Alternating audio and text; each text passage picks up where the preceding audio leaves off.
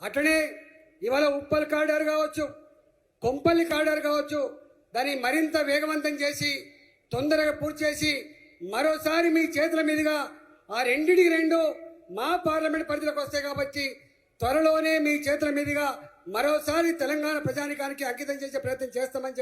చేయాలని చెప్పి మనం కోరుతూ ఇవాళ హైదరాబాద్లో